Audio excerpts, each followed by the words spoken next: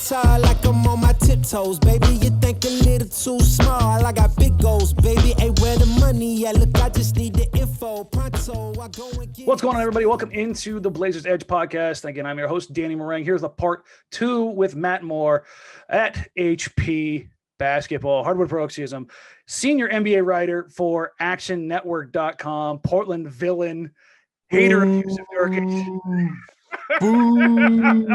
My guy, Matt Moore. Matt, thanks for coming on, man. I appreciate you. Thanks for having me on, man.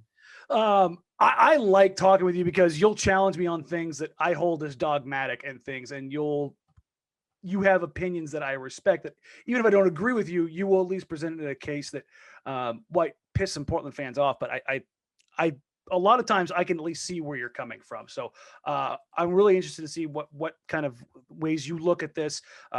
If you're listening to this in order, you've already heard Adam Mares, who's the softer, kinder, gentler Nugget reporter, coverer at DNVR. Matt is a bit more in my mold. We're a little bit more, I would almost say glass half empty, but a little bit more of a pragmatist of sorts. I'm always trying to bring things to the middle, right? So like I'm trying to bring it to the closest thing to accurate. So when the season started and everyone thought that the sky was falling, I was like, they're gonna be fine. I was like, chill out. Like they're not worse than the Kings. They lost that 2-3 times. It's gonna be fine.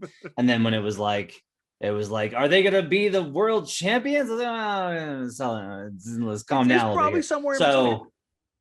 And like sadly, I actually literally said, like, when they were rolling after the Gordon trade, I was just like, I'm almost afraid to say it, but it feels like somebody's got to get hurt because things are going too well. And there it goes.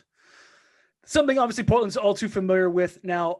I don't think it's a stretch of the imagination to say if Jamal Murray was healthy, that Denver would probably be heavily favored in this series. That's the straw that stirs the drink, Jokic being the drink. So not having that pick and roll option is kind of gonna change how Denver plays. We have a limited sample size of regular season games. What was it? It ended up being 17 if you throw out the last game against Portland of kind of film to look at. 30,000 foot view. Just let's get this out in front right out of the gate. You're picking Portland. Why? Firepower.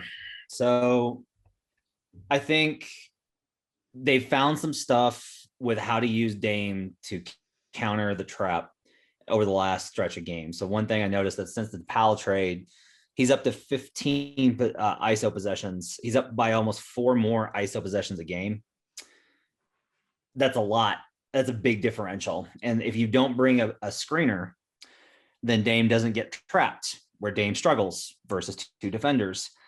If you're just like, okay, we'll just let him cook this one guy, then that's really smart. He can also reject the screen. Now, like the Nuggets will find some counters for this, whether it's the emergency break glass of like, all right, let's try Aaron Gordon on him and see if that works, or various things. And Dame's still going to get his. Like Denver can do a good job, and Dame can still get his. That's how 2019 was.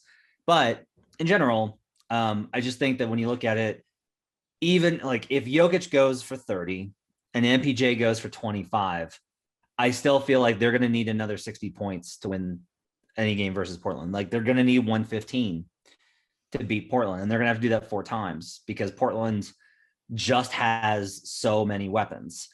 I don't know what to make of the Portland's performance since Dame basically said, I'm going to get all of you fired through the Chris Haynes article. Like he literally was just like, everyone's going to go. I will burn this ship to the ground.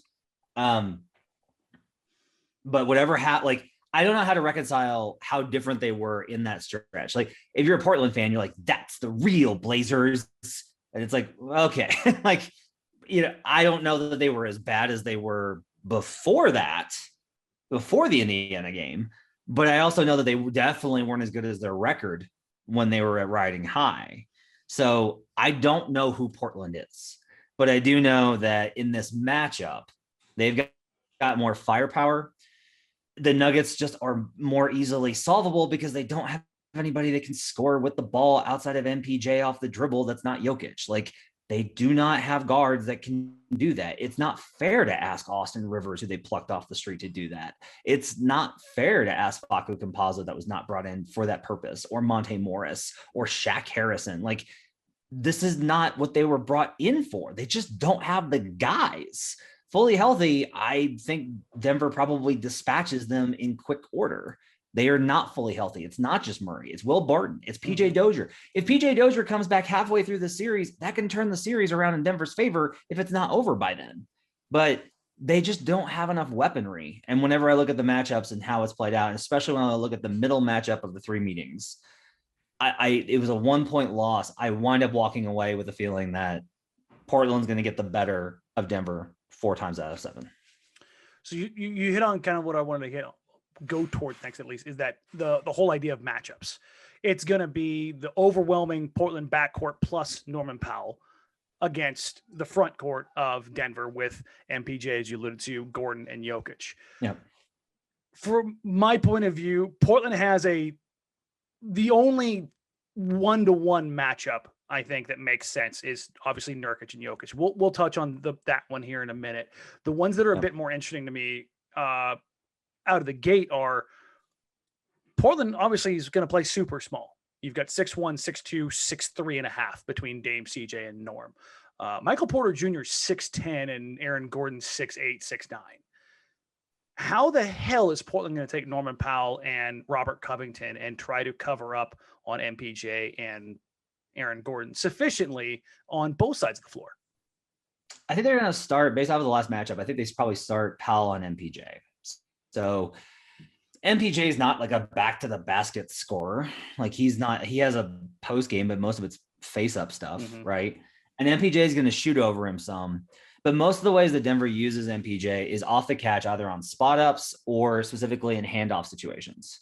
And so if you just focus on blowing up that action and ball denying, you're inherently going to disrupt what Denver wants to do. And if you will play MPJ physical, which Norm has experience with Toronto being an overall physical team, you can get him to disengage a little bit. And so I think they start there. Now, if MPJ comes out and he just like rattles off a 40 burger in the first game, which then maybe they switch it up. Yeah. Which maybe they switch it up and they're like, okay, we don't like the looks that he was getting. He was getting to his spots too easy. Maybe we got to go to Roku after game 2, right? Like, coaches never make adjustments after game 1. It doesn't happen. Like, they'll make very subtle things, but really the turns come after 2 games. That's when most coaches look at it and go like, okay, especially if it's something significant, they're like, all right, we got to switch this up and try something different. If it's working, then you're just like, it's fine. So I think they probably start with Powell on him. I think, the benefit of having Cove on Gordon is that he can leave him, right? He can play free safety on the weak side, which ups his value, utility, at least defensively. Yeah. And you can just basically dare like Gordon and say like, hey man, if you hit 4 threes in a game, more power to you. Like, good on you, and target those pressure points and really apply a lot of pressure to where it's like, if Jokic is facing a double team and he's got Aaron Gordon on the weak side wide open, he's got to make that pass. And if the closeout is good and Gordon can't drive right by you for dunk, he's got to shoot that 3. And so Gordon hasn't shot well since he came to Denver. He's not historically a great 3-point shooter. He was shooting well in Orlando before the trade. I think that's a pressure point where if Gordon makes them, then Portland's going to be in a little bit of an moment, facing the fact of just, if you apply pressure at a point and that hurts you, now all of a sudden you're like, crap, we got to stay home on him too. And that makes it harder to double Jokic, which leaves him in single coverage, which I think in this matchup isn't terrible, but I think it's not ideal. You want to get the ball out of Jokic's hand as much as possible. So that's kind of my thought is if Cove can disrupt things with cutters and make steals on little easy things that Jokic sees, to where it's like Jokic is really great at converting low percentage opportunities into high percentage passing opportunities. And if you convert those back into low percentage because you're able to disrupt them with deflections and steals with Covington's weak side awareness, then you can really mess with what Denver wants to do on an even further level. So that to me, I think is probably got to be the approach. So you hit on something that I have a lot of questions about, like, I have in my head theory of how it would work. And then after watching Jokic for a lot of this season, I hear people often say double Jokic, double Jokic, double Jokic. Doubling Jokic is, in theory, a good idea. You don't want to get the ball out of his hands, but the problem is, how do you double a 7-foot passing savant?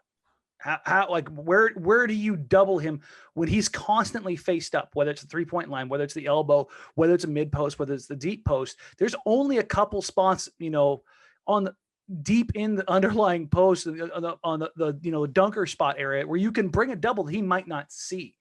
Then you throw in the fact that I may have been you that had it about a month ago that the Nuggets were shooting like 78% effective field goal percentage off of doubles on Jokic.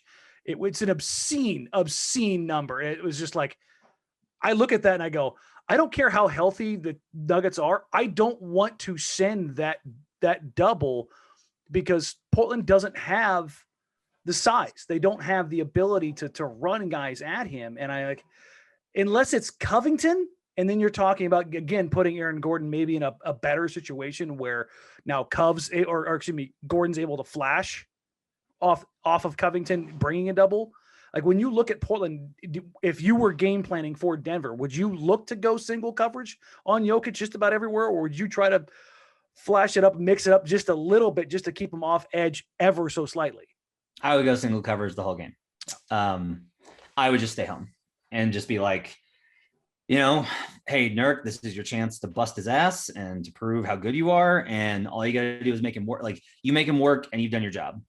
And Jokic doesn't want to shoot 30 times a game. That's not what he wants. Yeah. He's going to get he will look at the box score at halftime and feel self-conscious if he looks and sees that he's got 15 shots. He will try and break you. And that's the difficult part, is if he's torching you, even if the plan is don't double, players are going to be like, he's cooked. Like, he's like 7 of 8 from the field. I got to help my guy. Don't do that. Don't. 2 rules in sports. Don't blitz Patrick Mahomes. Don't send a double in Nikola Jokic. Those are 2 things you should not do. You had to work that in there. The little Chiefs love. Have to do that. Unless you have the Tampa Bay defensive line against the Chiefs offensive line with nobody, which, hey, the Nuggets guards. It's a pretty apt comparison without Jamal Murray. The Nuggets guards are kind of at that point. So I would stay home, just because if you make it hard on all those other role players, they're not going to be able to do anything. Mm-hmm. Like Will Barton's coming off an injury. He's not, even if he plays, he's not going to be 100%. Facu Campazzo is not a threat to score on his own. Like, if he shoots, you let him. Austin Rivers, I think, is a little dangerous, but if Austin Rivers is creating off the dribble, fine. If Aaron Gordon is isoing and working in the post, again, fine. Like, it's really just, don't let MPJ get to his spots, which are all over the floor. That's going to be tough. And live with the fact that Jokic as a scorer is better than Jokic as a passer. Because, again, we get back to, I can't see Jokic isn't going to average 40 in a game. That's not going to happen, right? Like, he's not going to average 40 a game. So if he's averaging 30 in a series, which is possible, given he's going to have to play like 26 in 2019. So it's definitely possible. Yeah. Like, if he's averaging 30, again, he's averaging 30.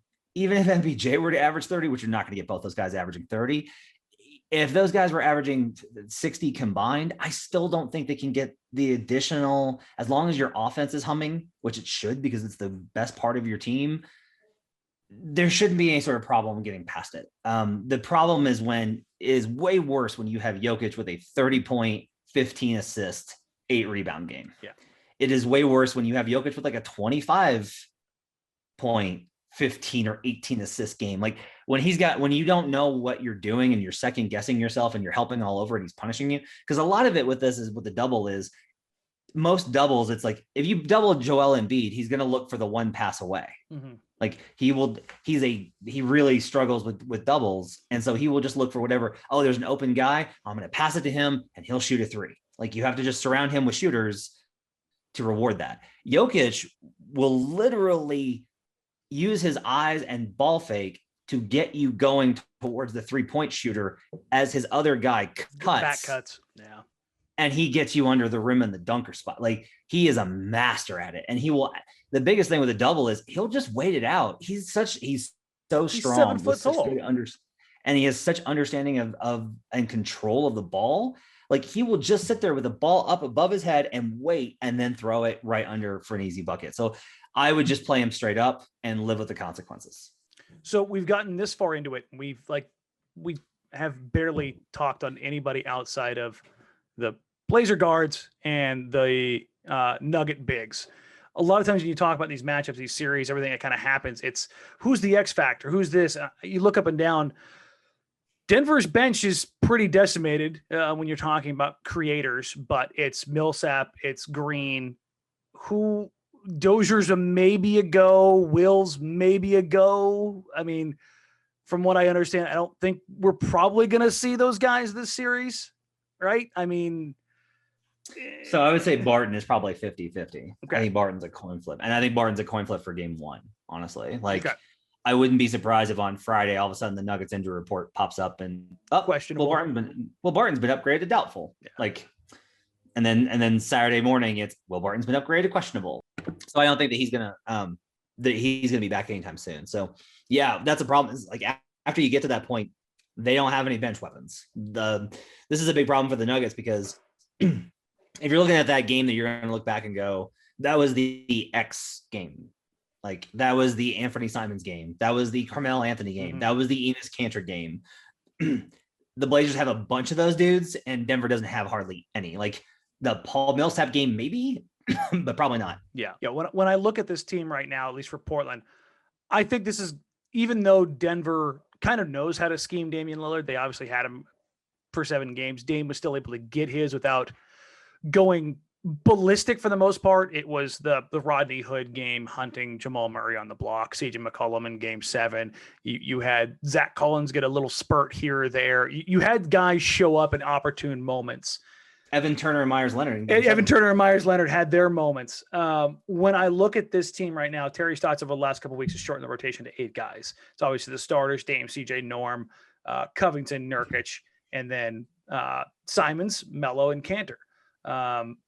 When you look at Melo, Kanter, that's got to be, if you're talking about pressure points, if you're looking at that matchup, Malone's got to be looking at that going, I've got to find a way to get Jokic out here against this matchup, or getting Michael Porter Jr. extended minutes against that matchup to try to make some ground, right? I don't know, because I think MPJ and Jokic have to play together so much, because you have to win your starters minutes. You know, like, how many, even if you were to outscore Kanter, Melo, which, by the way, they've been playing great over the last 15 games. Well, when your offensive rating is 140, yeah, 30, it works pretty well. Like, I looked up like Simons, Kanter, Melo is 134. Yeah. So it's like, you know, like, even if you were to outscore them by 10, the minutes in which you only have one of Jokic or MPJ on the floor versus the Blazer starters, you might lose. Like, this is the challenge. And so, I mean, I think Jokic is going to have to play like 45 minutes a game in the series anyway.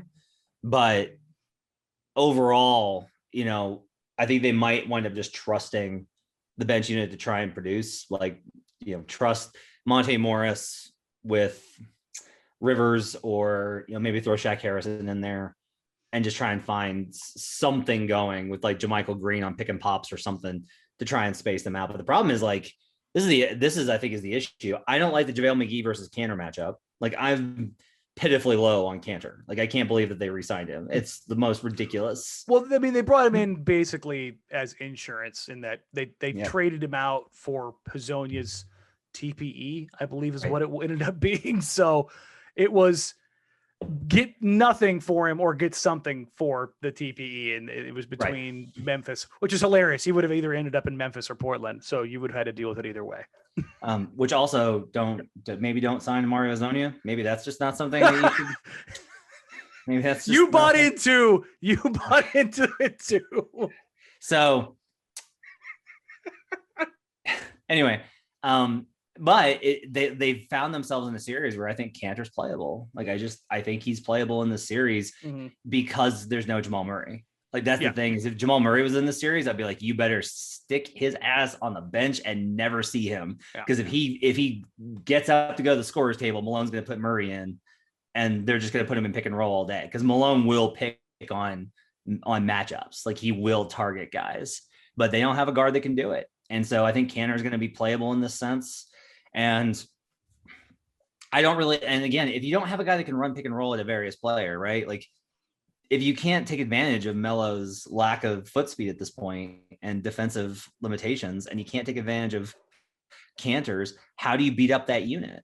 You know, like it's going to score. Like they're all very good scorers. So I don't know. Like this is part of the problem is even when we get to the bench units, Denver starters have been downgraded. And because Denver starters have been downgraded, their bench has been downgraded. And also they've lost guys off their bench. Like it's this compound problem where they've lost so many guards, like literally the top 4 starting guards for the Nuggets or top 5 going into the season, Jamal Murray, Gary Harris, Will Barton, PJ Dozier. Like that's top 4. Yeah, this is last year with Portland when they were starting Mario Hezonja and Anthony Tolliver at center. Yeah, it's decimation. Yeah, there's just nobody there. But those are so crucial in attacking the weak points on Portland that it compounds the issue, I think, just as much. When you're looking at matchups in particular, we kind of alluded to Nurkic and Jokic. When you look at Nurk, this is his opportunity. He hasn't had the opportunity to be healthy, to not have any of the excuses, none of the, just coming back, nothing, I mean, you could point to COVID, not going to cover it, but this is supposed to be the no excuse situation. He's healthy. He's playing good. He's got the matchup. He's got the team. He's got the familiarity. Everything's going. When you look at that matchup, what's your big takeaway? What's the thought, at least, of how that matchup is going to go and how it should go for Jusuf Nurkic? As the internet's like strongest Jusuf Nurkic skeptic, I think this is fine for him. I think he's going to have a good series. If Jokic scores, you can't blame Nurkic because it's the MVP. If he doesn't score, if he just misses good looks, then the matchup data says that Jusuf Nurkic has held Nikola Jokic to 35% shooting. Even so, like if you watch, you're just like, oh no, like he just missed really good looks. Layup, yeah. Yeah, it's just like this stuff happens. He should be able to handle on the glass. He should be able to get offensive rebounds versus, especially if he's out there in any sort of bench capacity versus the Millsap Green combos, he'll eat him alive because of the size. Defensively, I'll say this, like he needs to really like goon it up. Like that's the word I will use. Is like he needs to go full Dwight Howard in terms of like just cheap elbows, lots of nasty stuff. And the reason I say that is Jokic will absolutely go to pieces if that happens. He gets so frustrated and he starts whining to the officials, and then he will give a cheap foul that he shouldn't give, and he gets out of his mindset. Like it happened last year. The Lakers' physicality took him and really got him away from what he needs to do. He needs to control the game, and you can't control the game if you're too worried about the officiating. Jokic, I need to stress this. Jokic, like Dame, does not get a great whistle. Mm-hmm. There's a bunch of guys this season I don't think they've gotten a good whistle. Luka, honestly, in a lot of situations, hasn't gotten a good one. Hilariously, Zion Williamson is. Oh yeah, no, Zion's this whole different beast. I was actually looking at it, the matchup. Dame is actually getting it in the games that he's played against Denver this year, less than 3 free throws a game. And I was like, how the hell is that possible? It's just, I don't know if it was, I had to go back and still watch all the filming. Like, did he cut his drive volume down? Was he a little bit gimpy at this point in time? Was he settling for shots? But when I saw the overall total, I was like, that I don't think he's going to have less free throws attempts per game against any other opponent. It was very strange to see that, especially with a team like Denver, who, I mean, Jokic is a better defender than his reputation, but not a shot blocker, not a real elite rim protector. So it was a little bit strange to see. But that's kind of part of it, though, is you're not going to pick up a lot of fouls if you're blitzing. You're just not going to pick up a lot of fouls if you're blitzing because you're corralling. Like you have the edge, right? Mm-hmm. Like you're starting with a position of superior you're starting with a superior position versus where they're going. So you're not having to bump them on the way because they're getting the edge on you because you're already out there and containing. Makes sense. I think that's part of it. And because he's smaller, he struggles with the overhead pass. So it's not like you just like, this is kind of the whole dynamic. And then like on drives, like, you know, I don't think Denver fouls a lot because in the early season when they played, like Denver's just a really bad defensive team. And now honestly, like this is the only upside is the only guards they have left are all good defenders. Facu Campazzo, despite my concerns, he's a pest. He's annoying. So he's annoyingly good defender. Austin Rivers, Shaq Harrison, Monte Morris. Monte Morris is the worst of those guys. But he also gives you the most offensive utility. Right. So just like they have pretty good defensive guards now. But anyway, Jokic is going to get, if Nurkic really gets physical with him and pushes the envelope, then Jokic will get probably a little bit on tilt, and that will completely self-destruct. Like the Nuggets will just destruct themselves at that point.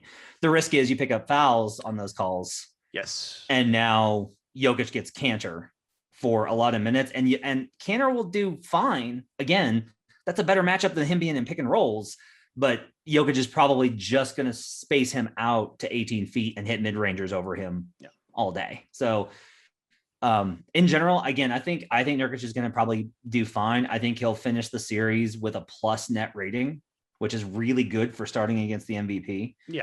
And I think that he'll be able to feel like he contributed, and he'll have probably a game where he has like a big scoring output, like maybe not 30 or 40, but he'll get his 26 and 12 and 5 kind of game. Yeah. Where he's just that game where it's like, who was really good in that game was Nurk. Yeah. So. All right. Here's what I want from you. I want 3 questions you have coming into this series that you want answers for, either about Denver or about Portland or just this series in general, that you're kind of just going in and going, I have no idea, but I'm really interested to see what's going to happen. I mean, I mentioned this off the top, but this is my big thing. I don't know who the hell the Blazers are, right? So all of the data that we have on previous seasons says that there is no such thing as getting hot at the right time. That basically your performance early in the season and mid-season correlates a lot stronger to postseason success than the last 15, 20 games. But Portland's evolution was so stark. Like they came back in that Indiana game like an entirely different team. They went from being an absolute trash can of a defense. Even with Nurkic around, it was like, it's way better with Nurkic. It wasn't good. To all of a sudden, like, yeah, they're pretty good defensively. The offense is red hot, but they're pretty good defensively. Mm-hmm. I don't know who the hell they are. I don't know how to evaluate this and be like, yeah, okay, this 15 game sample is absolutely who they are, or no, that's not them. They're the trash can they were before then, or like imagine 5 years of that, Matt. I don't know who they are, Danny. I have no idea. Like if they get absolutely just smoked in game 1 defensively, it won't be surprising. It can't be surprising. No. But like if they are the team that they've been for the last 2.5 weeks, 3 weeks, whatever, then it's like, well, look, they can make the conference finals. Like that's very doable. Who are they? Having the ability to have a 120 offensive rating, but also be able to, and that's up and down the lineup. That's not even just your top lineup. Like you can quite literally hold a 120 rating no matter who you've got on the floor. But they can also throw a 140D rating out there and go completely sideways. I mean, they have given up 47-point quarters this season. They have given up multiple 45-point quarters this season. And you look at it and you're like, I'm sorry, what? Yeah. But then they have a performance where they'll win 10 possessions out of 15 in a quarter. And you're going, how did you just do that in the first quarter and then do that in the second quarter? And it doesn't make any sense. And I think you're right. So one, who is Portland? I think this series will be a decent barometer for that, either good or bad. What else are you looking at? I think 2 is, can Terry Stotts win a coaching matchup? The people will probably point to the OKC series. I gotta be very clear on that. The only reason he won that was because Billy Donovan chose the absolute worst path imaginable in coverage of Dame, to the point where I feel like eventually I'm going to get a chance to talk to Billy and be able to ask him and be like, what happened? And it's going to be like 15 years down the line. And he's going to be like, Russ didn't think we should double because he wanted to take Dame one-on-one. And like, that's going to be it. Like that, like that's the only thing that explains it. Right. Other than that though, like Stotts is the second worst coach against the spread since 2003. Who was the other one in there? I saw that you put that out there the other day. Yeah, it's who was the worst one? Oh, Dwayne Casey, because of all the Raptors. Hilariously, both coached on the same staff. Yep. And then, you know, I think just in overall, I've never been like, oh man, like the adjustments that Terry Stotts made, like I just have never done that. So like, that's kind of my second question is like, can Terry Stotts, because he's starting with a position of advantage, even though they're underdogs by the price in this series. Mm-hmm. There's a reason why it's priced the way it is. We were talking about this before the series started, that, you know, the books have it at minus 115 for Denver. You're paying 15 cents on the dollar, and minus 105 for Portland. You have to pay either way. You're not getting plus money on the underdog. And that's a very rare occurrence. It's not a coin flip, because that's actually literally Hawks Knicks is 110 either way. Mm-hmm. But it's pretty close to saying like, okay, if you take Denver, you got to pay a little. But if you take Portland, you're still got to pay just a little less. And so like, I think the Blazers should be favored in the series, which is why I bet them. And he's got no Murray. He's got no Barton, no PJ Dozier. Team's been riding hot for Portland. Like, this is a situation where Stotts, even if Malone comes up with solutions, Stotts should be able to counter program. And my question is whether or not Terry Stotts can prove that he can do that in a series. And if he can, I mean, maybe he can save his job. Okay, so who is Portland? Can Stotts make adjustments? What do you got for number 3? Well, these teams, for the love of God, call this a rivalry. For the love of everything. It's just another matchup. We definitely don't play each other 4 times a year. We definitely didn't go to a 7-game series and win on the road after a 4 overtime game. Like 2 MVP candidates, an epic 7-game series in 2019, division rivals battling for the same playoff seeds in the Western Conference, divided by only a handful of games every season. The Nurkic stuff and the history there. Yusuf Nurkic stuff. Have a nice summer. Like, what's it gonna take? Like, seriously, guys. Somebody's gonna get hit. Oh yeah. Okay, that's my takeaway from this series is that because of everything you just touched on, and because we haven't had that touch point, somebody's gonna do something stupid in this series. Yeah. I don't know if we're talking suspension worthy, but I think it's very easy for me to look at this series and go, someone's going to get tossed in a game for taking it too far. And I will go ahead and predict it. Then we can call it a rivalry. Are you going to go with Campazzo? No, here's what's going to happen. Campazzo is going to make Dame so mad that he snaps, starts a kerfuffle, and then somebody on the young guys on Denver takes it too far and they get suspended. And then we have the whole then we have people, the Denver fans are like, why isn't Damian Lillard suspended? As if that's a question that you can't answer on your own. It's like guys that are too young to remember the Phoenix Suns leaving the bench. Yeah. And then like Yusuf Nurkic, like coming in, instigating, but just doing just enough not to get ever like actually like anything that he actually gets more than a fine for. That's definitely him. Yeah, that's exactly how it's going to go. Like that's one. I would bet we're gonna. But yeah, I would put the over under on kerfuffles at. I would say we're going to have 1.5 kerfuffles in this series. Like actual play stops, guys come together type stuff. Yeah, I mean, I don't. It's not punches one, but I mean like nose to nose. See, I'd probably go 2.5. I think we've reached the boiling point. Throw in COVID and familiarity and everything else, and everybody just being pissed off. I think 2.5 is probably a fair number. All right, we'll get you out of here. It can't be like the Oh no, go ahead. It can't be like that, but I just gotta say, like, it can't be like the stoppage of play and then they just kind of mill together and are talking at each other. It's got to be like actually like guys bumping up, like, oh yeah, there has to be someone holding, yeah, like someone holding someone else back. That was how we'll classify it. Okay, a kerfuffle. We'll have to put something on that, and then we'll figure something out. I want to get you out of here because we got the Grizzlies game on, and I know you're a Grizz guy too, so I'll get you out of here on that. Thank you for hopping on, man. I really do appreciate it. Go ahead and plug anything and everything you got. Download the Action Network app. It's the best app for tracking your bets. You can also track scores the best way. It's faster. If you're out and about and you're just trying to keep up with scores, it's faster than any other app you're going to find. Our API updates so fast in terms of from the arena scores table to the app is lightning quick. You can get all the analysis on there. Check it out at actionnetwork.com. All right, Matt. And again, folks, that's at HP Basketball. Follow Matt Moore for back and forth, and don't troll him too much. A little bit's okay, just not too much. Thanks for hopping on, man. Level. Good luck to Blazers fans. I hope nobody gets hurt. Yes, that's the big thing. Please, the love of God. That's the big thing. Let's let everybody get out of this series staying healthy. All right, man. I appreciate you. We'll catch up next time. Everybody else, thank you. Like, rate, review, subscribe, do all the things we always do. I'll catch up soon. Bye. It's like I'm on my tiptoes, baby. You think a little too small. I got big goals, baby. Ain't where the money at. Look, I just need the info. Pronto, I go and get it.